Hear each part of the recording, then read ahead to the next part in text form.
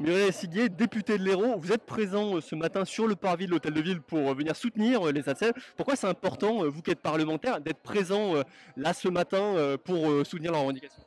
C'est important en tant qu'élu, parlementaire ou pas, parce que j'ai du mal à comprendre. J'avais déjà, via un communiqué de presse, appelé au dialogue avec la mairie de Montpellier. Et j'ai beaucoup de témoignages, moi, d'ATSEM qui m'interpellent et qui me disent on n'en peut plus, on est en train de craquer.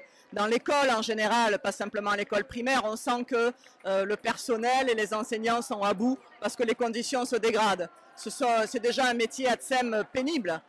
Et elles ne sont pas là par plaisir parce qu'elles n'ont pas des gros salaires. Donc quand vous perdez une journée de grève, ça signifie aussi quelque chose.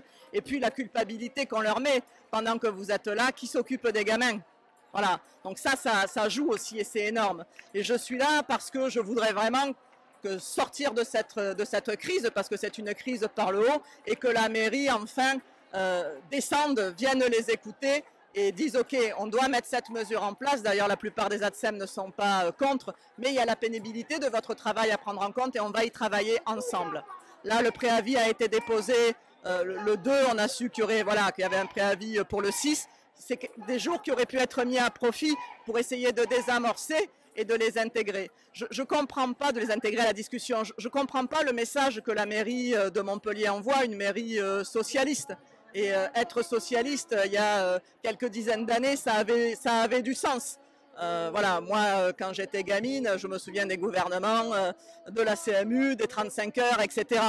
Là, la loi veut qu'on rajoute 70 heures de travail. Est-ce que certains maires, je sais, ont dit qu'ils ne l'appliqueraient pas? Et même si on l'applique, est-ce que c'est une raison pour surcharger encore des ATSEM qui ne s'occupent pas de gérer des stylos, elles s'occupent de gérer des enfants? Et ça va générer quoi? Ça va générer de la fatigue, ça va générer de l'angoisse. Et un jour, il y a un problème avec un gamin. Et en plus, on va leur dire c'est de votre faute. C'est pas de leur faute. Ce sont des humains qu'on culpabilise et qui peuvent plus tenir. Les TAC, est-ce que c'est aux ATSEM de faire en plus les TAC? Et après, il va falloir faire quoi en plus? Parce qu'en fait, il n'y a plus d'argent pour l'école. On n'assume plus l'argent pour l'éducation, on ne met plus les moyens. Il faut que la mairie dialogue et les respecte.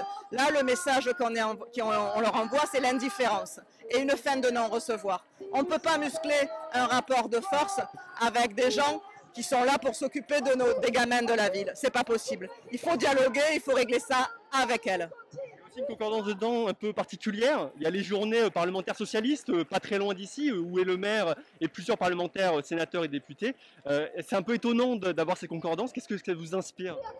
Ça s'appelle le hasard, même s'il n'y a pas de hasard, on dit qu'il n'y a que des rendez-vous.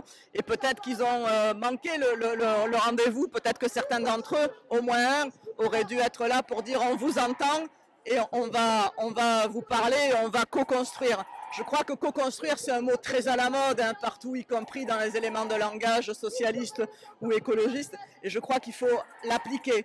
Voilà. Pourquoi ils sont là-bas, c'est à eux de le demander. Pourquoi il n'y a personne ici? Moi, ce que je trouve triste, c'est de voir ces femmes dans le désarroi. Et qu'est-ce qu'elles demandent? Elles demandent de la considération, qu'on prenne en compte leur spécificité de leur métier et qu'on travaille avec elles pour régler cette situation. La mairie peut encore le faire, hein, c'est absolument pas trop tard. Maintenant, il faut tendre la main et il faut dialoguer. Il faut que la mairie le fasse.